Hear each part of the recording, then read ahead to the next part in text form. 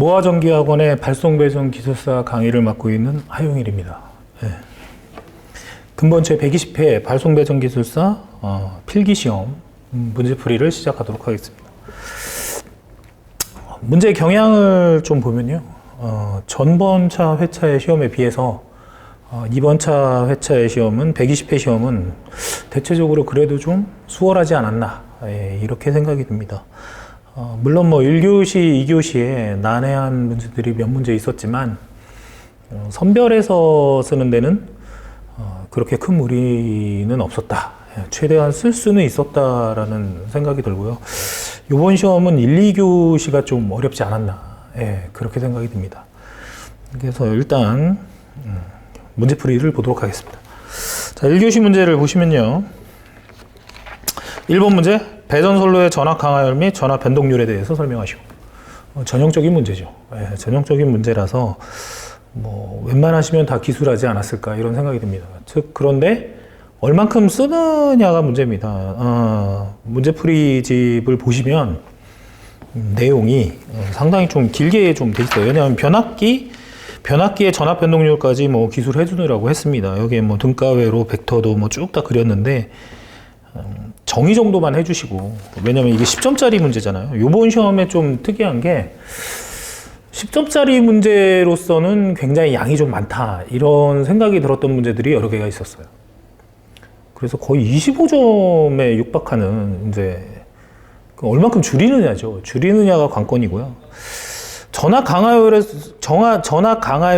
뭐 전압 강하식이라든지 전압 강하율은 다 아시죠. 뭐 단거리 송전선로에서 여기 뭐 배전선로라고 했기 때문에 단거리 송전선로나 배전선로의 전압 강하는 뭐 다 저희가 아는 대로 교재 송배전공학에 다 나와 있습니다. 특히 전압 강하율 식 중에 전압 강하율을 변형하는 식이 있어요. 입실로는 2R제곱분의 P, R 플러스 X 탄젠트 세타 곱하기 배, 이 식이 있죠. 그래서 여기까지는 유도를 해줘야 돼요. 이 식이 들어가야 됩니다. 제가 봐서는 핵심은 전압 강하율에선 핵심이 그거였고, 전압 변동률 식은 뭐 2R분의 2R0 마이너스 2R 뭐 이렇게 써주시면 되는데, 우리가 일반적으로 전압 강한 크기를 대상으로 하고요. 전압 변동은 시간과 폭이다, 이렇게 알고 있죠. 뒤에 이제 변압기의 전압 변동률 식에서 저번 시험에도 이제 전압 변동률이 시험에 나왔죠. P 코사인 세타 플러스 Q 사인 세타라는 식이 있습니다. 그래서 입실로는 거기 유도했듯이 P 코사인 세타 플러스 마이너스 Q 사인 세타, 이 식을 유도를 하시고, 역률이 100%일 땐 전부와 동선이 된다는 사실, 뭐 여기까지 좀 기술이 좀 들어가야 되지 않느냐. 뭐 그림 있고 등가외로도 그래서 많아 보이지만 정의 쓰고 바로 전압 변동률식 유도할 필요는 없습니다. 그냥 결론식 정도만 쭉 내주시면 이거보다 훨씬 줄어들죠. 이건 뭐 교재에 있는 내용을 다 넣다 보니까 양이 많아졌고요. 그래서 1번 문제는 그렇게 어렵지 않았다. 문제는 2번 문제예요. 2번 문제는 기술학에 상당히 난해함이 있지 않았나. 저희가 뭐 발송배전 하면서 안전 문제들은 잘 다루지 않고 있죠. 저희가 그나마 좀 안전에서 좀 얘기가 나오는 게, 여기 시험에 접지 설계도 나왔지만 허용 접속전압과 허용 보폭전압 얘기할 때 그때 이제 심실세동을 일으키지 않는 전류 한계에서 루티튜브의 0.116인가 뭐 이렇게 나옵니다. 전류에 대한 내용. 그때 한번 나오고는 뭐 나오는 적이 없기 때문에 안전에 대한 게 이제 시험에 나왔어요. 그래서 허용 인체 통과 전류의 안전 한계에 대해서 설명을 하고 했는데, 결국은 인체 감전에 대한 얘기고요. 그 밑에 보시면 이제 인체 통과 전류와 시간과의 관계를 나타낸 게 있고, 통전 전류에 따른 인체의 생리학적 현상이 있죠. 이런 부분들이 좀 들어가야 됩니다. 들어가야 되고, 이런 것들은 이제 결국에는 얼마만큼의 전류가 흘렀느냐와 그 흐른 시간이죠. 그것과의 관계고, 그 전류들은 또 뭐하고 관계된다? 거기 임피던스라든지, 뭐 인체 임피던스 대략 500에서 1500입니다. 그러니까 얼마로 보느냐, 그 임피던스와 관계 있고요.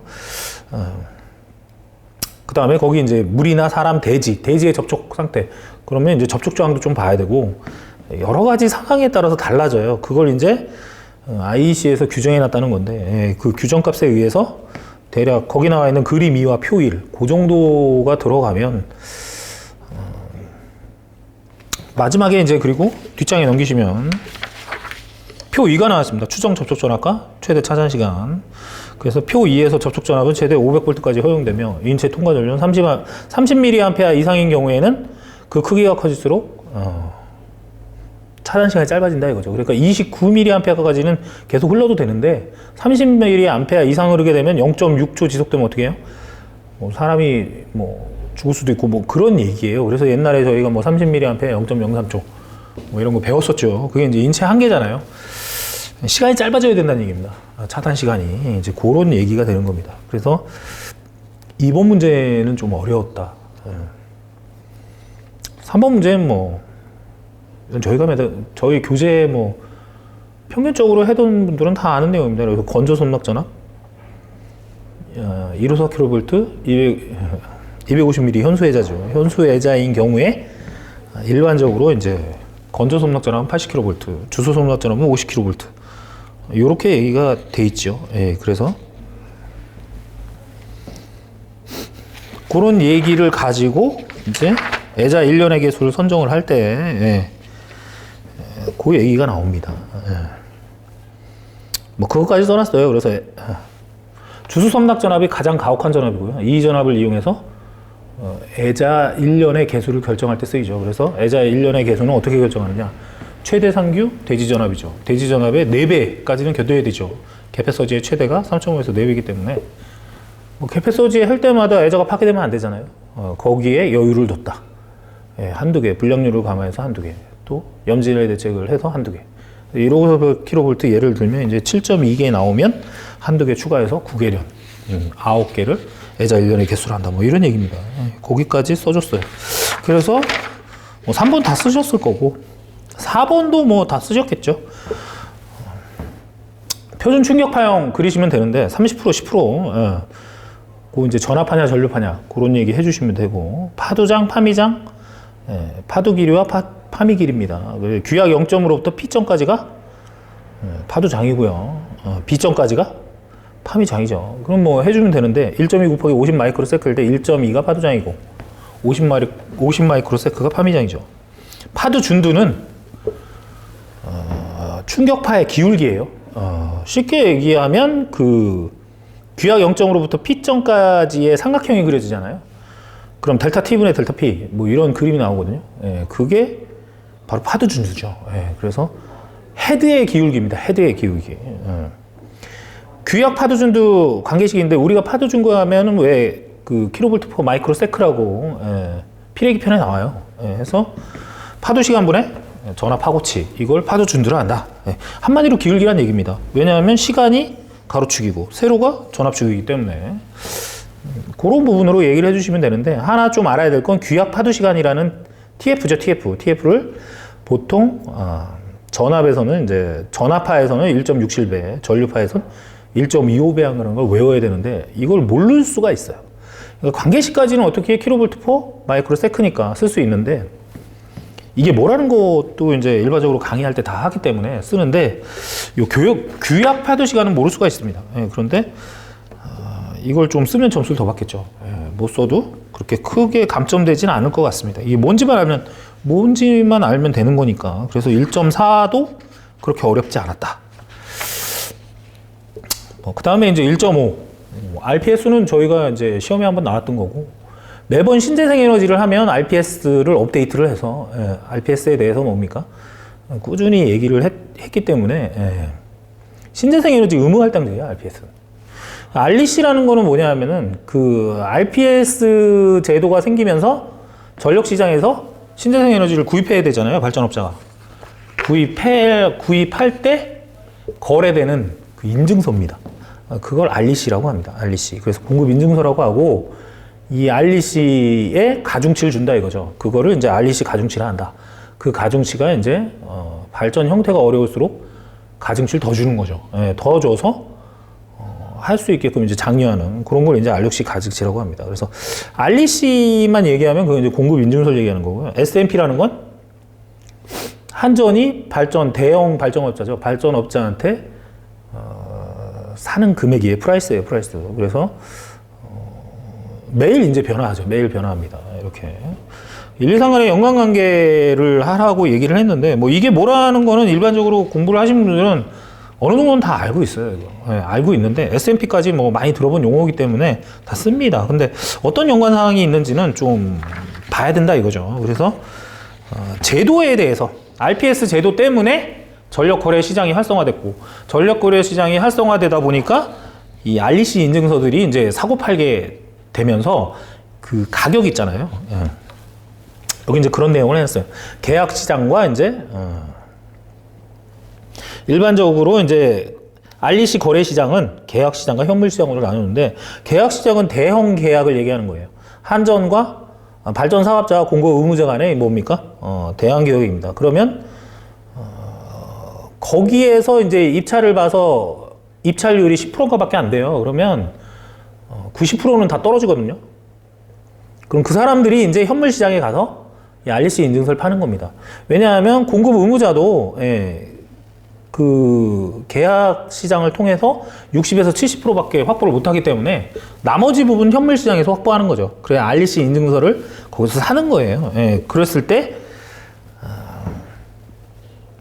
이러한 S&P 가격도 변동 요인으로서 포함된다. 그리고 계약 가격은 S&P 플러스 REC로 구성됩니다. 이렇게 구성되니까 이런 상관적인 관계가 있다라는 걸 써야 되는데, 이게 뭔지는 다 쓸 수 있는데 상관관계는 좀 겉돌 수도 있지 않나 이런 생각이 들어요. 그래서 그래도 1, 2, 3번 쓰면 어느 정도는 뭐 좀 된다 이렇게 보고요.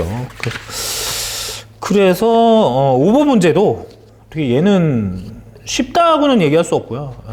그렇다고 너무 어렵다도 아니고 중정도? 중정도의 문제 난이도였다. 상한 같지는 않고요. 다음 문제. 동기화력을 설명하고 일기무한대 계통에서의 전력상차각 특성 곡선 안정도 판별에 대해서 설명하라. 이건 뭐 저희 송배전공학 안정도 편에 다 나와 있죠. 그래서 정태 안정도의 정의, 그리고 이제 정태 안정도에서 일기무한대 계통에서의 전력상차각 특성 을 나타내는 기본식 있죠. P는 X분의 EFR 사인 세타 기본식이고, 특성 곡선이 나옵니다. 이를 이용한 안정도 판별이 동기화력이에요. 결국엔 동기화력에 대한 내용인데, 동기화력이라는 의미는 동기를 유지하려는 힘이고요. 그러면 상차각이 보통 우리가 이게 전력상차각 특성 곡선이죠. 이게 상차각이고 여기가 이제 P다 이거죠. P. 그럼 여기가 Pmax고 90도일 때 뭐예요? 정태 안정 극한 전력이죠. 한계점이고요. P0에서 기계적 입력 일정하기 때문에 세타 0에서 안정 운전하고 있었다 이거죠. 그랬을 때 상차각이 감소하는 세타 1으로 감소하거나 세타 2로 늘어났을 때 다시 뭐예요? 이 점에서부터 이 점이나 이 점에서 다시 이쪽으로 되돌아오는 세타 0로 되돌아오고자 하는 힘이 작용한다는 거야. 그걸 뭐라 그런다? 동기화력이라 한다. 그거는 이렇게 표현해줘. 이렇게. 요 삼각형이 되는 거죠. 이 기울기. 그래서 이게 뭐다? 델타 세타분의 델타 P가 되는 거예요. 이게. 델타 P. 그래서 결국엔 D 세타분의 DP. 얘를 동기화력이라 한다. 그죠? 얘가 0보다 클 때 안정. D 세타분의 DP가 0보다 작을 때 불안정. 이렇게 되는 거죠. 왜? 이 90도를 넘어가게 되면요. 돌아올 수가 없어요. 상차각은 늘어나는데 전력이 감소되기 때문에 요게 안 되는 겁니다. 여기 같은 경우는 이만큼 뭐예요? 입력 부족이죠. 입력 부족이니까 회전 속도는 감소해서 요 점으로 오고, 얘는 이만큼 뭐예요? 요만큼 입력 과잉이기 때문에 일로 가는 거죠. 그런 내용들을 기술해 주시면 된다 이 말이야. 그래서 이 문제는 그렇게 어렵지 않았다. 기본 문제죠. 이건 핫바리 문제입니다. 화력발전소 운영 변동비의 대부분은 연료비이고 가동 단계 부분 전량 생산 비용 구성 요소에 대해서 설명하라. 발전소 근무하지 않거나 또는 전력거래소 근무하지 않으면, 발전소 근무하시는 분들도 이거 알래나? 아시겠죠? 발전소 근무하시는 분들은 이런 거 하니까 얼마나 원가를 줄여야 되고 하니까. 그런데 근무하지 않으면요 알 수가 없어요. 그래서 1-7번 문제는 굉장히 어려운 문제입니다. 굉장히 어려운 문제예요. 그래서 우리가 발전 비용, 전력 생산 비용이죠. 구성 요소가 어떻게 되는지. 근데 가동 단계별이라는 말이 더 어려워요. 우리가 이제 뭐 인터넷이나 뭐나 찾아보면 그냥 발전 비용에 대해서는 나와 있어요. 이렇게 이제 뭐 가장 기본적인 비용이니까, 생산 원가니까, 생산 비용이니까 어떻게 됩니까? 고정비와 변동비. 뭐 이거를 포함하면 되겠죠. 거기에 뭐 손해비용도 있을 거고, 뭐 그 대부분은 연료비겠죠. 우리가 이제 경제 운용에서도 배웠듯이 그렇게 될 건데, 대략적인 내용은 어렴풋이 알겠는데 자세히 쓸 수가 없다 이거죠. 예. 그런 게 좀 어렵다는 얘기예요. 그래서 기동할 때가 있을 거고, 정지할 때도 있을 거고요. 여러 가지 가동 단계별이니까, 가동이라는 거는 운전한다는 얘기잖아요. 그럼 기동 비용이 있을 거고, 그 다음에 정상 상태로 운전할 때 전력 생산 비용이 있을 거다. 그래서 두 가지로 나눠서 이제 한 거예요. 그래서 기동 시 전력 생산 비용의 구성 요소는 기동 연료비, 손해 소비 전력비, 용수비, 이 세 가지를 합쳐서 뭐예요? 기동 비용 구성 요소로 한다. 그러니까 이 세 개가 딱 들어가야죠, 기동 시. 그 다음에 전격 운전 시 전력 생산 비용은 그 뒤에 표로 나와 있습니다. 그래서 변동비와 고정비로 나누고, 변동 연료비, 변동 운전 유지비, 운전 유지비나 뭐 이런 거 변동으로 할 수 있는 건 변동으로 들어가고, 고정비에 고정 연료비, 고정 운전 유지비, 세금 및 보험료, 여기에 이제 감가상각이 들어가는 건설비.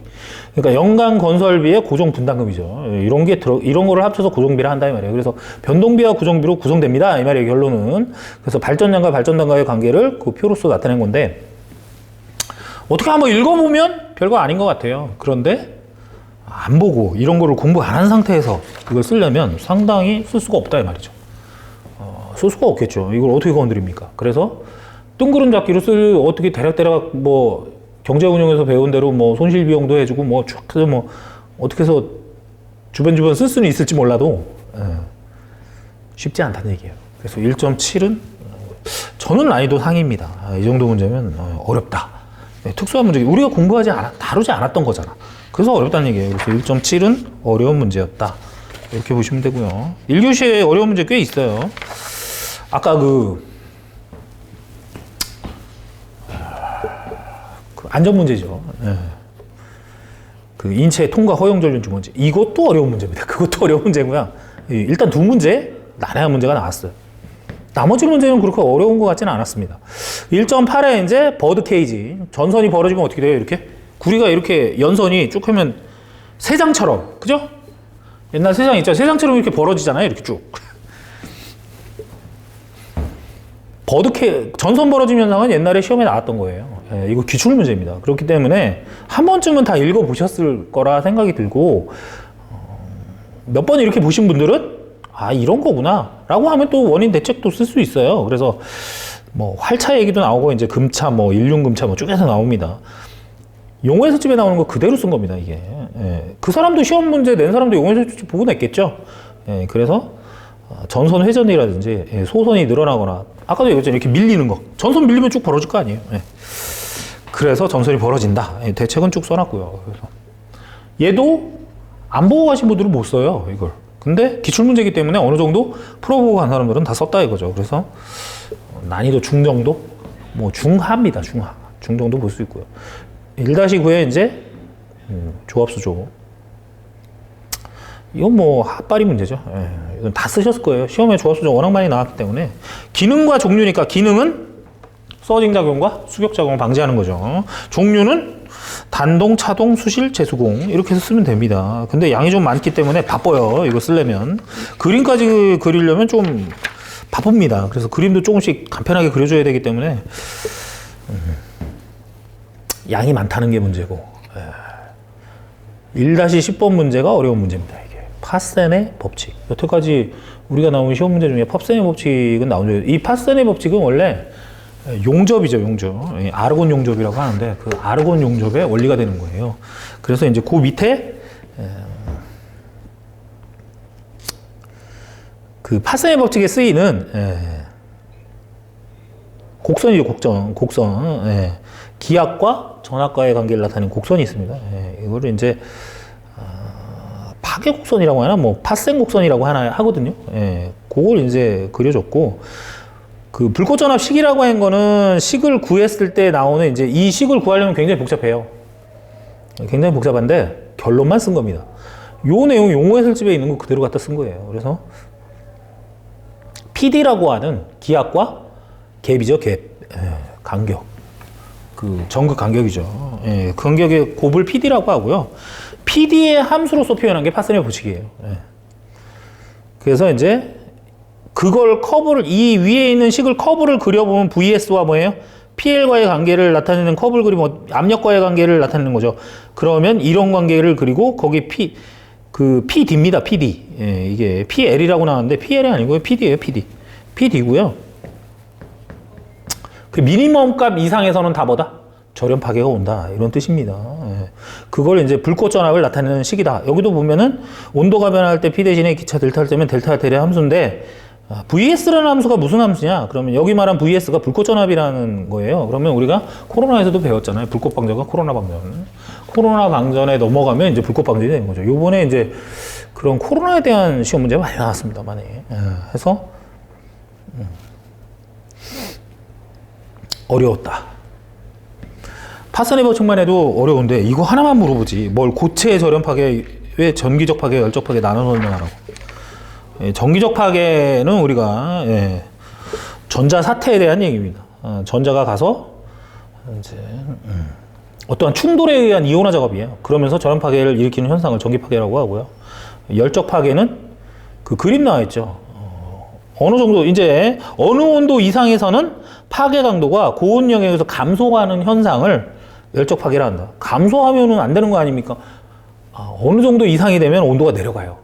내려가니까 온도 때문에 일어나는 게 아니라는 거예요. 그래서 이와 같은 현상은 고온 영역에서는 별도의 파괴기구가 작용한다는 것을 나타낸다. 이런 얘기입니다. 그래서 그 중간에 쭉 보시면 주울열에 의한 온도가 평균값 이상으로 상승하면 주울열에 의한 전자의 격렬한 운동으로 인하여, 그러니까 어떤 운동이죠. 온도에 의한 어떤 운동입니다. 이 운동으로 인해서 전자가 연쇄 반응을 발생하고 이것이 저렴 파괴에 이르게 한다는, 이것이 이제 열적 파괴입니다. 그래서 이 문제는 어려운 문제예요. 난이도 상입니다. 1-10 쓴 사람 별로 없을 거예요. 파선의 법칙도 어려워요. 어려운데 이제 수식으로 저렴 파괴에 대한 내용이고 이게 쉽지 않은 내용이다 이거죠. 그래서 1-10은 좀 쓰기 곤란하지 않으셨을까? 벌써 세 문제예요. 그럼 그랬는데 11번 문제도 어려웠다 이거죠. 단독 운전을 방지하기 위한 수동적 검출 방식과 능동적 검출 방식에 대해서 설명하라. 찾아보니까 이렇게 나옵니다. 그래서 수동적 방식 세 가지, 능동적 방식의 종래 방식과 뭐예요? 개통 연계 규정 2020에 추가된 게 있어요. 거기에 이제 추가해서 이런 거 거기 나오죠. 스텝 주입부 주파수 피드백 방식이라고 하는 거. 사실 마음에 드는 문제는 아닙니다. 쓴 사람도 거의 없겠죠. 이걸 어떻게 씁니까? 제가 봐서 신재생 쪽으로 하는 사람 아니고 뒤에 보면 표가 나와요. 그래서 단독운전 검출 기능의 여러 방식에서 수동 방식은 우리 앞에 얘기한 거 세 가지 똑같고요. 검출 원리와 특징 나와 있고 능동 방식 이렇게 많아요. 이렇게 많은데 여기 없잖아요. 보면 무슨 스텝 주입부 주파수 피드백 방식이라고 없잖아. 요게 하나 이러한 방식 외에 뭐 했다고 보시면 돼? 추가됐구나 이렇게 보시면 되죠.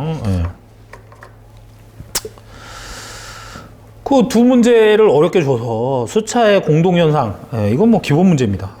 캐비테이션의 영향과 원인, 영향, 방지 대책은 옛날에 나왔던 거니까 그대로 쓰시면 되고 1-13은 케이지를 이용한 뭐예요? 가바나 프리 문제죠. 속도 조절 문제이기 때문에 발전기 출력 구하는 거죠. 주파수가 하락했으면 출력은 증대되죠. 그래서 발전기 출력 50MW 더 증대돼서 110MW가 된다 이 얘기죠. 240짜리가 60에서 50 증가해가지고 110이 되는 겁니다. 별거 아니다. 이건 점수 주려고 낸 것 같아요. 그래서 12, 13은 하였고요. 1교시 문제를 보면 아까도 얘기했듯이 이제 문제 11번이 어려웠고 그 다음에 문제 10번이 어려웠고요.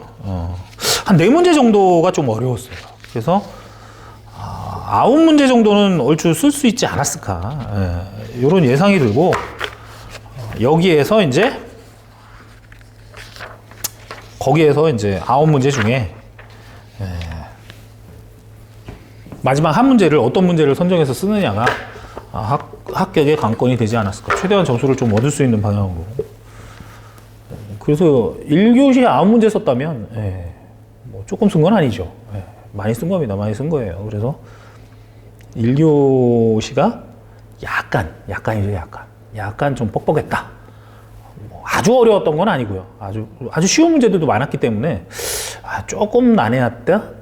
조금이 아주 조금 난해했다는 얘기고 2교시 문제풀이 가면 2교시도 좀 난해한 문제들이 조금 있었어요. 조금. 많지는 않았고요. 또 쉬운 문제들도 있었고. 그나마 2, 3, 4교시 중에 2교시가 조금 좀 난해했고요. 나머지는 뭐 별거 아니었다. 자, 그래서 2교시 문제 보면 TC 특성곡선이죠. 예전에 보호계정기 뭡니까? 협조곡선이라고 쓰라고 나온 적이 있어요. 그게 이제 TC 특성곡선이지 뭐예요. 타임 커런트 특성 커브죠. 특성 커브. 그래서 우리 기본서에 있는 내용 TC 특성곡선이 뭔지 여기에서 주의할 점은 이제 C 커런트를 일반 동작 전류를 이제 픽업 배수로 표시한다는 거예요. 이거 좀 차이가 있죠. 그래서 2번이 픽업 배수라는 게 나왔습니다. 픽업 배수. 그래서 픽업 배수가 뭔지 특성 곡선이 이렇게 그리면 돼요. 시간과 전류와의 관계를 나타내는 곡선이에요. 한마디로. 그래서 계정기별, 순환시, 정환시, 반환시, 반정환시, 단환시 뭐 이것들이 어떻게 되는지 이거를 쭉 써놨습니다. 거기 어떻게 이런 커브를 그린다라는 걸 보여줬고요. 그 다음에 픽업 배수에서는 이제 픽업 값이 동작 값이고 픽업하고 픽업 배수하고는 틀려요. 픽업 배수는 이러한 최소 동작 전류 값을 배수로서 표현한 거예요. 그러니까 약간 차이가 있죠. 그리고 이제 픽업 배수와 TC 특성 곡선 간의 상호 관계는 왜 최소 동작 전류로 표시 안 하고 왜 픽업 배수로서 즉 최소 동작 전류의 배수로서 표현하느냐? 협조를 보호기기 간에 뭐 하기 위해서? 동작 협조하기 위해서라고 결론 내린 겁니다. 그래서 그 4번에 보면 그렇게 나오죠. 3번에 만약 TC 특선에 픽업 배수가 아닌 고장 전류를 사용한다면 같은 곡선에 사용하는 보호기기 간의 보호협조를 맞추기가 대단히 어려워요. 왜? 전원에서 그 지점까지 임피던스가 다 동일하고 뭐 고장 전류 값이 똑같잖아요. 그러니까 다 똑같아질 수밖에 없다. 근데 픽업 배수로 표시하면 뭐예요? 배수 값에 따라서 어떻게 합니까? 고장 전류와 배수 값에 따라서 배율에 따라 틀려지는 거죠. 그걸 이용해서 뭐 하겠다? 어떤 거는 빨리 동작하고 어떤 건 느리게 동작하고 뭐 이렇게 하겠다는 거 아니에요? 그렇게 함으로써 뭐예요? 두 보호기관의 동작 시간차가 나지 않기 때문에 협조가 불가능하기 때문에 이것이 이제 시간차가 나도록 만들기 위해서 픽업 배수를 사용한다 이 말이에요. 그러므로 이제 이것이 보호 협조가 잘 되게 된다 이거죠. 그런 내용을 여기 써놨어요. 이게 TC 특성 곡선과 픽업 배수의 상호관계에 대해서 보호계전 기술서에 나오는 얘기예요 이게. 그래서 이제 요거를 그대로 이렇게 썼다 이거죠. 그래서 2-1번 문제는 TC 특성 곡선이나 픽업 배수 이런 건 다 들어본 얘기인데 상호관계도 뭐 한 번쯤 읽어보신 분들은 다 쓸 수 있었을 거다. 근데 보호계전에 좀 어려움을 갖는 사람들은 또 이런 거 쓰기가 쉽지 않을 수 있어요. 우리야 뭐 이게 TC 특성 곡선도 시험에 나왔고 했기 때문에 여러 번 이제 다뤄봐서 이런 얘기를 쓸 수 있는데 중정도? 하는 아니고 중정도. 스마트 그리드의 전력 계통의 운영 측면과 산업적 측면에서 기존 전력망과 비교해서 설명하라. 전력계통 측면에서 비교한 거 있죠. 그게 이제 일반적으로 많이 스마트 그리드에 보면은 기존 계통과 현재 전력망과 스마트 그리드 전력망에 대해서 쭉 나옵니다. 그래서 시스템이 아날로그냐 디지털이냐, 중앙 집준형이냐 분산형이냐, 그리고 공급자 유지냐 아니면 수요 공급의 DR이죠, DR. 이제 디맨드 리스폰스가 있느냐 없느냐. 양방향이죠, 그게. 그래서 DR이 있느냐 없느냐, 이제 상호작용이 있느냐 없느냐 이런 거.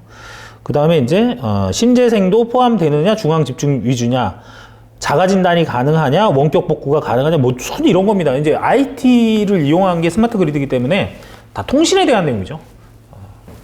그래서 종합적이고 신속하고 정확하고 그 다음에 지능형이고 지능적으로 한다는 거. 지능형 전력망이잖아요. 그래서 그런 얘기들을 쭉 써놨어요. 산업 측면에서 전력망에 비교해 뭘 써야 될지 고민을 많이 했습니다. 근데 여기 산업 부문에 대해서 비교한 게 있어요. 2009년과 2030년. 일반적으로 우리 하면 이제 스마트 미터. 그러니까 쉽게 얘기해서 거기에 이제 시장이죠, 시장. 전기자동차 시장, 이런 것들. 전기자동차도 일종의 발전력으로 우리가 봤던 거고, 뭐 수소경제도 지금 얘기가 나오고 있지만, 그런 거에 이제 전기자동차에 대한 얘기, IT 기술과 융합되는 거죠. 스마트 미터라든지 이런 거. 그리고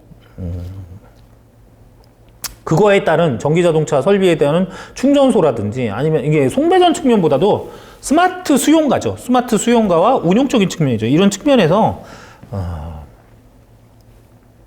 산업체에 미치는 영향이 지대하다 이거죠. 예, 그런 내용들을 여기 표로 그냥 간단하게 넣습니다. 이제 쭉 이거 하나하나 다 설명하려다가 너무 많을 것 같아가지고요. 그냥 간단하게 표로 나와 있는 게 이래서 그냥 표로 그냥 대체했어요.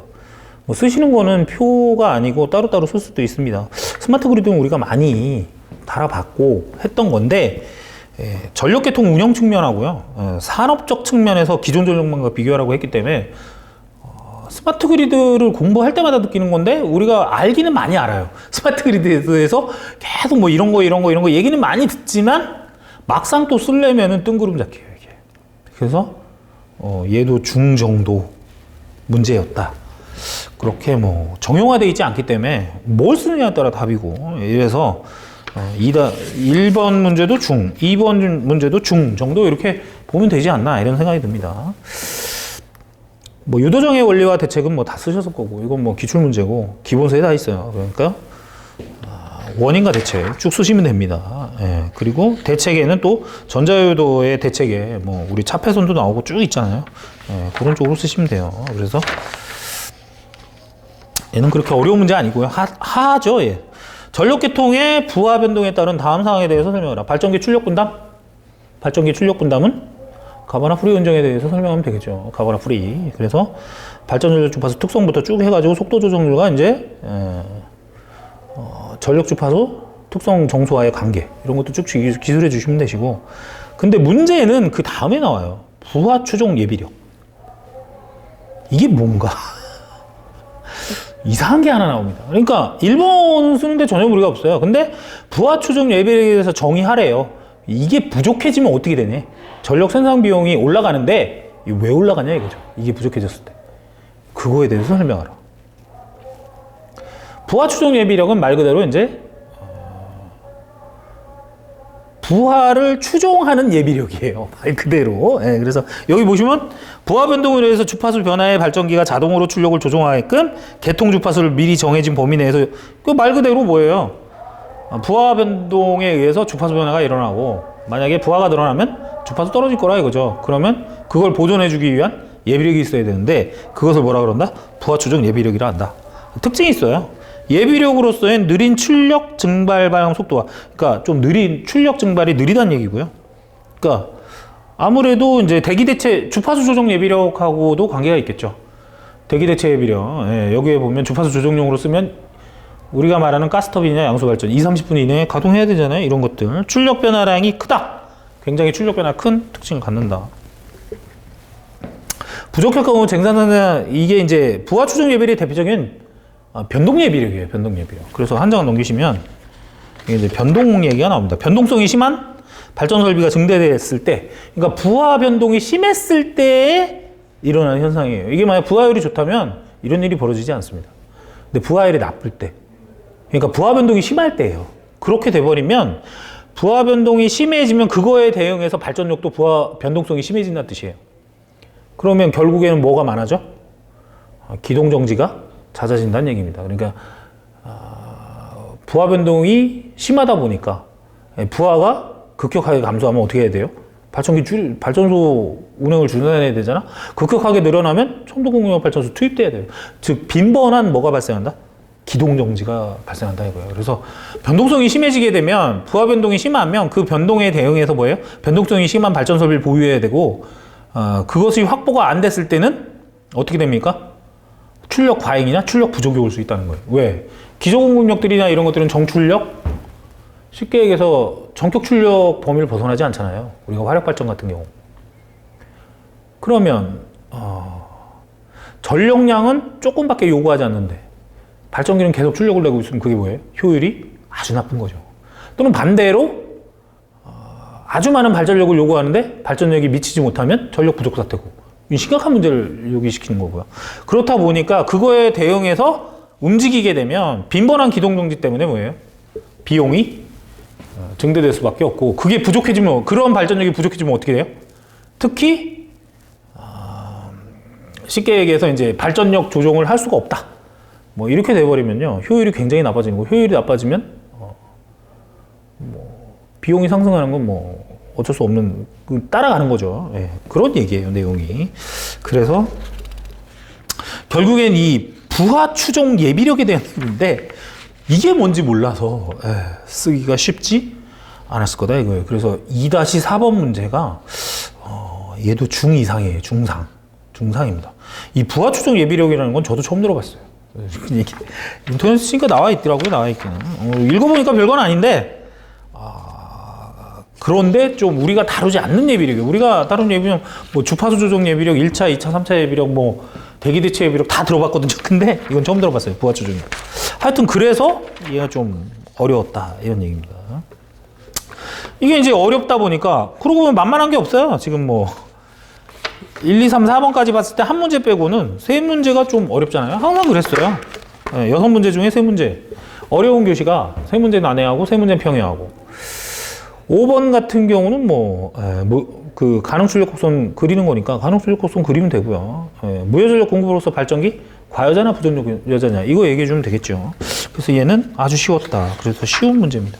화력발전소 연료율 향상을 열효수 회수장치의 종류를 나열하고 설치 효과에 대해서 설명하라. 우리가 보통 절탄기와 공기예열기가 대표적인 여열 회수장치죠. 그래서 여열 회수장치에 대한 내용 쭉 써주시면 돼요. 이런 거는 뭐 다 쓰셨겠죠. 기본적으로 뭐 교재에도 있고 다 나오는 거니까 쭉 쓰시면 됩니다.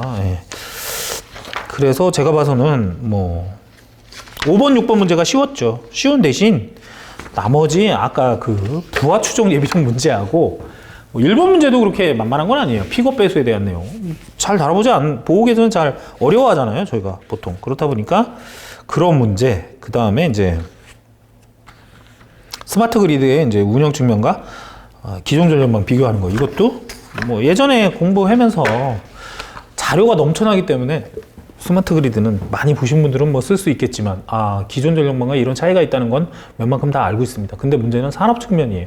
산업 측면 하면 우리가 일반적으로 생각하면 뭐 전기 자동차 뭐 이런 내용하고 AMI죠. AMI. 그래서 자동 검증, 원망 자동 검증 뭐 이런 것들이 이제 쭉 이제 스마트 검증이죠. 스마트 검증. 그런 쪽으로 해가지고 이제 쓰실 수는 있는데 정형화돼서 해놓지 않았으면 쉽지 않았다는 얘기입니다. 자, 3, 4교시 보시면 3, 4교시는 그렇게 어려운 건 없었던 것 같아요. 제가 봐서는 그렇게 어려운 게 없습니다.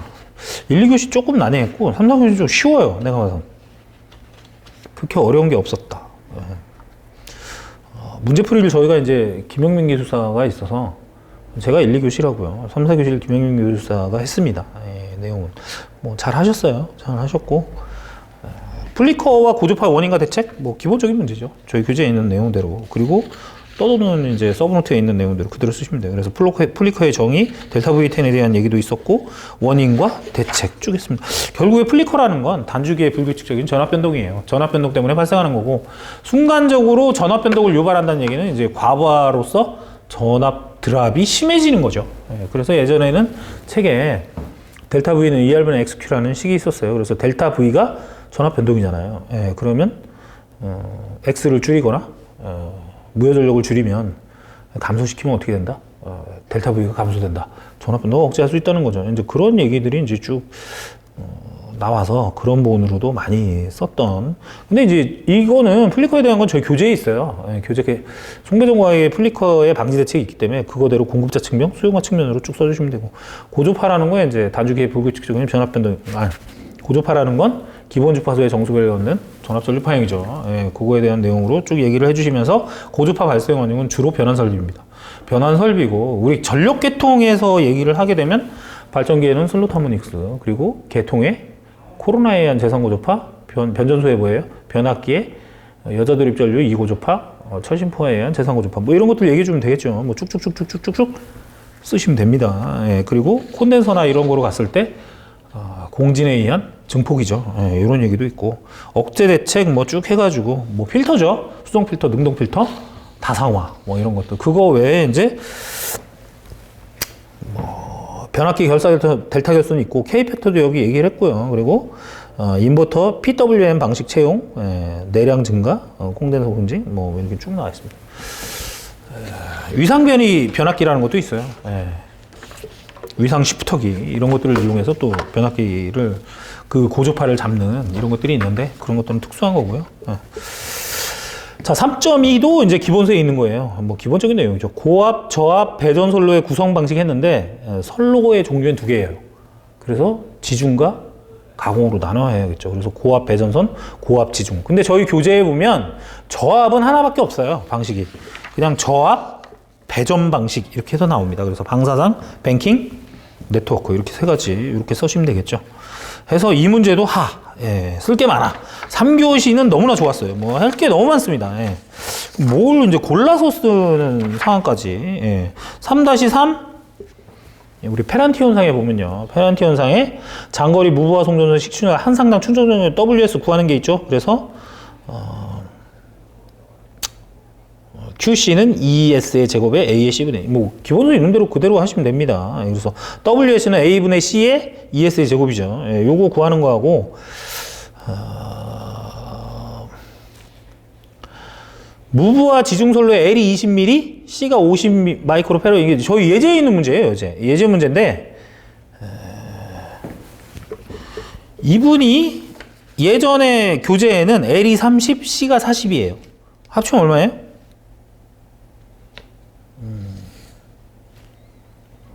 C가 50이었군요. 50. 12. 그럼 10인데. 자, 문제 보시죠. 문제. 그러면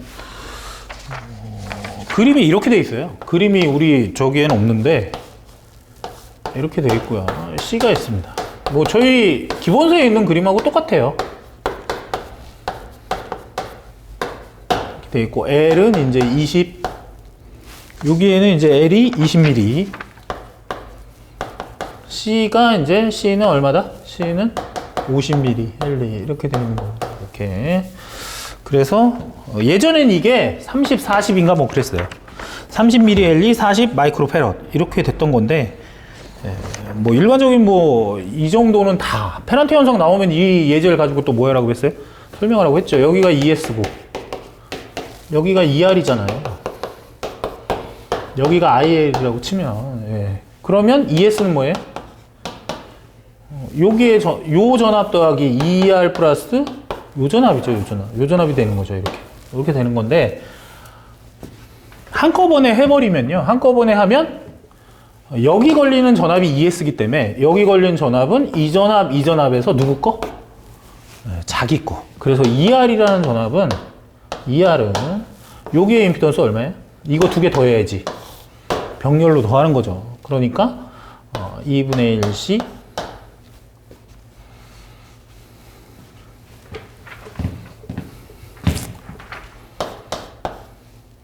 XC 플러스 XL이죠.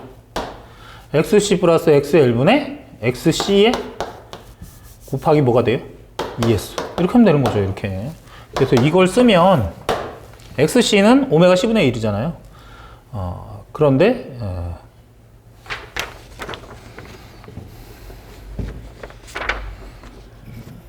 2분의 1C라고 했으니까요. 2분의 1C 그대로 넣으면 되는 거죠. J 오메가 L 플러스 J의 2분의 1 오메가 C분의 이거 1이 되는 거죠. 1. 이렇게 되고요. 그 다음에 두 번째 여기는 뭐가 돼요? J 2분의 1 오메가 C분의 1 이렇게 되겠죠. 이렇게. ES 이렇게 됩니다. 얘를 정리를 하면요. 얘를 정리를 하면 이 식이 이제 이렇게 돼요. ES 곱하기 1 마이너스 2분의 1에 오메가 제곱 LC 분의 1 이렇게 나옵니다. 이렇게. 그래서 오메가는 우리가 알듯이 뭐 2파이 F니까 2파이 곱하기 60이 되는 거고요. 그리고 LC는 뭐 저거 집어넣으면 되는 거예요. 즉 ES 곱하기 1-2분의 1에 2파이 곱하기 60의 제곱 전체의 제곱 곱하기 L은 얼마예요? L은 20 곱하기 12-3승 C는 50 곱하기 12-6승 분의 1 이렇게 하면 이거 계산하면 이제 1.07649 나옵니다. 1.07649 이렇게 나와서 대략 7.65%.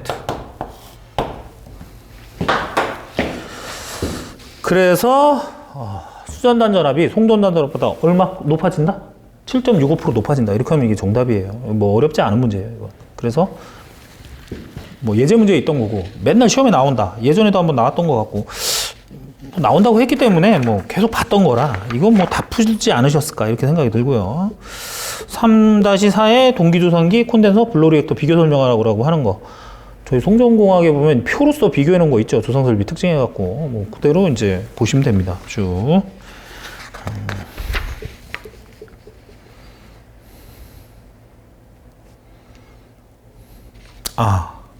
여기 이렇게 써놨네. 전력용 콘덴서는요, 대표적인 진상무효전력 공급설비가 아닙니다. 진상무효전력 소비설비예요. 그래서 우리가 지상무효전력 공급설비다 이렇게 바꿔야죠. 예, 여기에 진상무효전력 공급으로 전압 하락을 방지한다고 되어 있는데 지상무효전력을 공급하는 겁니다. 예, 지상무효전력 공급하는 거예요. 그렇게 예, 표에도 보면 무효전력을 흡수한다고 돼 있어요. 근데 진상만 흡수한다고 돼 있죠. 그러니까 진상을 흡수한다는 얘기는 지상을 공급한다는 얘기예요. 우리 송배전공학 책이 잘못된 거예요. 블로리액터는 지상무효 전력을 소비하는 설비예요. 이게 공급한다라는 걸 하려면 진상무효 전력 공급이다 이렇게 해야죠. 이게 좀 차이가 있네요. 그거 좀 잘 쓰셔야 되고 3-5의 수요 관리는 뭐 가격적과 비가격적으로 나눠야 됩니다. 결국에 이제 어떤 제도, 그러니까 우리 수요관리 책에 보면 이제 여기에 보면 효율 향상 측면과 부하 관리 측면으로 나왔잖아요. 그러니까 효율 향상 측면은 효율 향상으로 나와요. 예, 그런데 이제 부하 관리 측면에서 보면 이제 가격적이냐 비가격적이냐 이렇게 나누죠. 그래서 가격적인 거는 이제 제도예요, 제도. 그걸 쓰게끔 유도하는 겁니다. 이렇게 3종 계량기라든지 뭐 시간적, 계절적 뭐 비용 이런 것들. 그러니까 전기가 급증하는 기간대에 전기를 사용하면 전기 폭탄을 때리고 그때 전기를 소비하지 않으면 할인해 주는 겁니다. 그래서 그때 전기 쓰는 걸 뭐 하겠다? 억제시키겠다. 이런 게 이제 가격적인 방법이에요. 그리고 비가격적인 방법이 우리가 일반적으로 얘기하는 리베이트를 제공하자. 효율 향상이라든지 뭐 이런 겁니다. 그래서 한전에서 뭔가를 제공하는 거죠. 뭐 전자식 안전기나 뭐 이런 거를 해서 하듯이 이제 그런 부분으로 나눠서 이렇게 설명해야 됩니다. 양이 어마어마하고요. 여기는 이제 직접 수요 관리, 간접 수요 관리 해가지고 여기 나와 있는 이제 수요 관리 유형도 이제 3가지로 바뀌었죠. 3가지로 바뀌었는데 여기는 6가지 쭉 옛날 거 예전에 6가지 그거 다 넣어놨고 직접하고 간접하고 요금 제도하고 효율 개선 뭐 쭉 나옵니다. 그게 이제 그 효율 향상 측면이 그거예요. 효율을 높이는 거죠. 에너지 효율을 높이는 거. 그리고 부하 관리 측면에서 부하 관리 측면이 이제 가격적이냐 비가격적이냐 이렇게 나누는 거. 그런 내용이에요. 이렇게. 3-6번 문제는 이제 예전에 시험에 나왔던 문제예요. 이제 이렇게 계산 문제로 나오지 않고 뭐로 나왔다? 그 식을 쓰라고 나왔죠. 발전단 연료율식 또는 연료 소비율식 뭐 이렇게 쓰라고. 그래서 그 연료실 연료율식 뭐 이런 거 있었어요. 있었는데 뭐 발전공학에 나오는 내용이고요. 좀 주의 깊게 그런 거를 봤다면 이대로 쭉 해서 쓰시면 되겠죠. 근데 여기 주의할 점은 최대 출력이 200MW, 평균 부하율이 85니까 평균 전력 얼마다? 170MW예요. 그거를 활용해야 돼. 그리고 이제 연료 소비량은 이제 15일간 1.6 곱하기 10의 4승 킬로리터 이렇게 되니까 리터 퍼 아워로 뭐 해야 돼? 환산해야 됩니다. 이거 리터 퍼 아워로 환산하는 게 이제 그게 1이죠. 그래서 B는 15 곱하기 24분의 1.6 곱하기 10의 4승 곱하기 10의 3승 44.44 곱하기 10의 3승 리터 퍼 아워 시간당 몇 리터인지. 왜냐하면 15일간 16.10의 4승 킬로리터니까 그걸 시간으로 환산하려면 이제 24시간으로 나눠야 되고요. 15일을 곱해야죠. 그걸 나눠야 됩니다. 그렇게 해서 그런 것만 주의하시면 나머지는 뭐 쓰는데 무리가 없다. 그것도 뭐 어려운 문제는 아닙니다. 해서 3교시에는 너무 풀 게 많았어요. 문제가 어렵지 않았고 평이했다 이렇게 보시면 됩니다. 4교시 문제 한번 볼까요? 역률 계산에 따른 효과? 이것도 시험에 이번 시험에 제가 역률 계산 보고 가라고 시험에 나올 때 됐다고 했는데 나왔네요. 여지없이. 역률 계산 효과 저희 기본서에 나와 있죠. 그래서 첫 번째 전력 손실 경감시키고 전압 강화를 경감시키고 설비의 여유 용량을 증대시키고 전기 요금 절감 이래서 쭉 나옵니다. 그런 부분들 쭉 기본서대로 쭉 써주시면 돼. 그래서 별게 없다. 이것도 아래 22.9kV 배전선로 보호 장치의 정정 기준에 대해서 설명하라. 이게 좀 어려울 수 있어요. 중상 문제. 보호개선에 대해서 잘 모르시는 분들은 거의 손대기 곤란했겠죠. 근데 리크루저는 예전에 시험에 나왔던 것 같아요. 정정 기준. 그래서 리크루저하고 리크루저는 쓸 수 있는데 변전소 OCR이에요. 이 OCR이 어떻게 되는지 순시, 안시, 한시레버 쭉 나와 있잖아요. 요런 게 옛날에 이제 분산형 전원 그 정정 기준 쓰라는 게 있었거든요.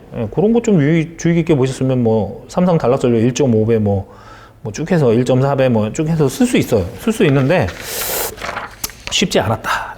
화업 휴즈는 나온 적이 없습니다. 그래서 화업 휴즈도 이제 저희 그 정정 지침이라기보다는 구비 조건인가 이런 거 비슷하게 정정 조건 해서 나오죠. 그거 좀 해서 쓰면 쓸 수 있을까?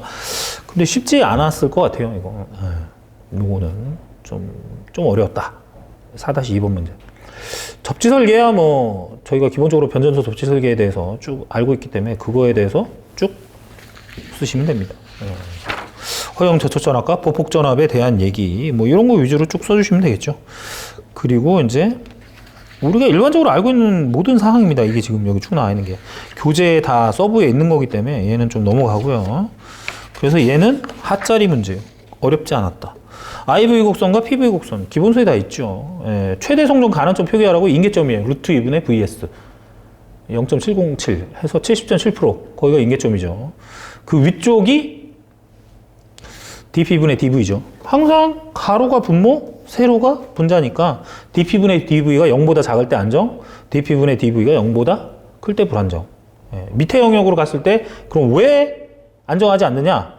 무효전력을 아무리 투입해도 전압이 올라가지 않고 뚝뚝 떨어진다. 이거예요. 그렇게 얘기하면 됩니다. 그 이유를 설명하래요. 이유는 단순해요. 상반구 영역에서는 VH점이죠. 이 지점에서는 전압이 떨어짐에 따라 즉시 할 수 있어? 무효전력 투입하면 전압이 올라갑니다. 전압이 올라가는 영역입니다. 이 영역은. 그러므로 안정 영역이에요. 그러니까 전압이 떨어진다? 무효전력 투입한다? 전압이 다시 상승한다.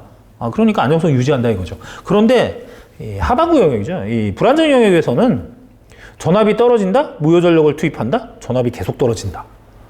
무효전력을 투입해도 전압이 계속 떨어지는 영역입니다. 그러니까 전압 붕괴점이에요. 이 지점은. 그렇기 때문에 M점 밑으로 떨어지게 되면 무효전력을 아무리 투입한다 하더라도 전압이 어떻게 돼요? 뚝뚝 떨어집니다. 쉽게 얘기해서 이 PV 곡선대로라면 전력을 줄여요. 전력을 줄이면 부하증대 때문에 이게 전압이 떨어졌던 거잖아. 델타 P를 줄였는데도 전압은 뚝뚝 떨어지는 영역이에요. 근데 그 위쪽 영역이죠. 상반구 영역에서 어떻게 됩니까? 부하를 줄이게 되면 전압이 올라갑니다. 그래 안전성을 회복해요. 요게 PV 곡선으로 얘기하면 이제 그게 차이고 IV 곡선으로 얘기한다면 인계점을 지나게 되면 불안정 영역에서는 어떻게 된다? 전압 강화가 부하 전력보다 커지기 때문에 전압 붕괴에 이르는 거죠. 그러니까 뭐가 없다? 전력 수송 능력이 없다. 이렇게 보시면 됩니다. 그런 식으로 얘기를 해주시면 4-4 쉬운 문제였다 이거죠. 이거 어렵지 않습니다. 자, 4-5 차단기 트립 방식, 직류 트립, 교류 트립, CDT 방식으로 나눌 수 있어요. 이거 어디 나오냐? 용어에서 보면 나와 있죠. 그리고 예전에 한번 4단계 트립 방식에 대해서 쓰라고 시험에 한번 출제됐던 문제예요, 이건. 그래서 기출문제입니다, 기출문제. 제가 봐선 기출 문제를 잘 풀어보신 분들은 쉽게 쓰셨을 거고, 안 풀어보신 분들은 손도 못 댔을 거다. 이거죠. 내용이 이제 안 풀어본 분들은 쓰기가 어려워요. 그래서 굳이 다음 장에 4-6번 문제나, 그러니까 4교시에는 좀 뻑뻑한 문제가 뭐냐면요. 아까 얘기했던 22.9kV 배전설로 보호 정정 기준에 대해서 쓰는 거. 4-2번 문제하고 이 4-5번 문제 좀 뻑뻑해요. 그러니까 이건 난 좀 어려운데 하면 요 두 개 빼고 쓰시면 됩니다. 왜 4-6번 문제는 저희 기본서에 있는 거잖아, 이거. 네. 저희 기본서에도 코로나 인계전압 유도하는 거죠, 이게. 그래서 실제 송전선에서 이를 이용한 실제 송전선에서 코로나 인계전압 이제를 유도하라고. 우리 기본서에는 이제 Q이퀄 CV에서 CN이 뭐예요? 작용 정정량 이용했는데 원래 이제 Gmax라는 뭐예요? 최대 전위 용도를 구해야죠. Gmax 하면은 R, ln, R 거기 2에서 구해놨죠. 그래서 R, ln, Gmax는 R, ln, R분의 D분의 V 이렇게 나와요. 그러면 ln, R분의 D를 로그 10의 R분의 D 자연록을 상용록으로 바꾸고요. 그리고 그 다음에 뭡니까? 메타 단위를 센티미터 단위로 바꾸고 볼트 단위를 킬로볼트 단위로 바꾸고 뭐 이딴 식으로 단위 환산하는 거예요. 그러고 나면 R 로그 10의 R분의 D에 0.4343V가 나와. 뭐 이렇게 뭐 외워서 쓰셔도 됩니다. 뭐 이거를 모르겠으면 Q 이퀄 CV에서 CN에 뭐예요? 로그 11m로 하는 R분의 D분의 0.02413 있죠. 그거 집어넣어서 하면 또 0.4343 또 나와요. 그래서 요것만 나오면 돼요. 요것만 나오고 나면 이거를 얼마로 봐? 21.1로 놓고. 왜? 원래 여기 R, ln, R분의 D분의 V에서 Gmax 할 때는요 30kV를 동심 이온통은 그 사이에다가 AB 사이에다 뭘 가했다? 직류를 가한 거였어요. 그리고 여기에 그런 말을 써야지. 예, 반지름, 안쪽 지름 안과 바깥쪽 지름이죠. 바깥쪽 지름. 그러니까 라지 R이 뭐예요? 대단히 크다. 두 도체 사이의 간격이 성간거리 D에 대응하기 때문에요. 대단히 큰 경우예요. 송전선으로 가져오면. 그러니까 그런 얘기를 해주시면서 바깥지름 R이 뭐에 대응한다? 성간거리 D에 대응한다 이거죠. 이렇게 바꾼 다음에 그 다음에 뭐 R은 뭐 소도체의 저기로 하면 되니까 반지름으로 하면 되니까 그렇게 집어넣어서 해주시면 코로나 인계전압 미제로를 구할 수 있습니다. 예. 방지 대책도 쓰라 그랬어요? 방지 대책? 코로나 장애화 대책? 코로나 장애화 대책은 뭐 우리 다 나와 있는 거죠. 코로나 장애는 코로나 손실 유도장애, 뭐 전선의 부식, 뭐 우리 기본서 있는 대로 쭉. 대책은 붉은 전선 다도체, 가선 공구계량 이 세 가지죠. 그래서 뭐 120회 발송교정 기술사 문제풀이를 계략적으로 한번 뭐 스킵해서 봤습니다. 시간 관계도 있고 해서 계략적으로 봤는데 대체적으로 시험이 그렇게 저번이나 저저번 시험에 비해서는 볼만했다. 뭐 어렵진 않았다. 제 생각은 그렇습니다. 그래서 이번에는 합격자 좀 많이 나오지 않을까 이렇게 생각이 들고요. 또 이번 회차까지 뭐 명절도 껴있고 했는데 열심히 공부하시느라고 고생들 많이 하셨고 오늘이 목요일이니까 내일 모레죠. 내일 모레. 오늘이 2월 6일이니까 2월 8일입니다. 2월 8일. 2월 8일 토요일 날 또 모아 학원에서 개강이 있어요. 김영윤 기술사는 이제 심화반 개강을 하고요. 저는 이제 기본 수업반하고 연구반 개강을 합니다. 모르겠어요. 저의 딴에는 최선을 다해서 이제 여러분들을 지도하려고 제가 알고 있는 건 뭐 다 알려드리려고 노력을 하는데 뭐 많이들 좀 와주셔가지고 또 다시 한번 또 기출 문제 풀이도 하고요. 연구반에서는 요즘에 뭐 연구반 교재뿐만 아니고 그건 기본적인 내용이고요. 키워드를 요번 터면 좀 하려고 하는데 키워드도 좀 하고 그리고 주로 기출 문제 풀이를 많이 했어요. 그게 제일 중요하더라고요. 근래 뭐 10년 차 기출 문제 풀이 뭐 이런 게 뭐 쉬운 건 안 하고 저희 교재에 있는 건 안 하고요. 좀 달아보지 않았던 문제들 이런 것들 많이 달아봤는데 얼마나 도움이 됐는지 모르겠습니다. 문제가 의외로 쉽게 나왔기 때문에 기본에서 또 놓쳤을 수도 있어요. 하여튼 뭐 연구반은 그런 식으로 기출문제 풀이로 해서 진행을 하니까 많이들 또 와주시고 기본서는 이번에 송배전공학이에요. 송배전공학이니까 송배전공학만큼은 여러분들에게 이제 혼자 공부해가지고는 이게 될 게 아니에요. 예. 설명을 듣고 안 듣고는 천지 차이입니다. 그래서 여러분들과 맞춰서 송배전공학을 좀 열심히 할 거니까 발송배전 시작하시는 분들은 또 저한테 오셔가지고 오시면 후회는 안 해요. 후회 안 하게끔 제가 만들어 드릴 테니까 기본소 수강을 좀 많이 좀 해주셨으면 좋겠습니다. 자, 부족하지만 뭐 발송배전 기술사 120회 문제풀이를 마치고요. 주위에 계신 분들한테 시작하시는 분들이 있으면 야 모학원에 거기 기본소 잘한다고 하더라. 거기 한번 가봐라. 이렇게 해서 많이 좀 주위에 홍보 좀 부탁드리겠습니다. 자, 이상으로 마치겠습니다. 감사합니다.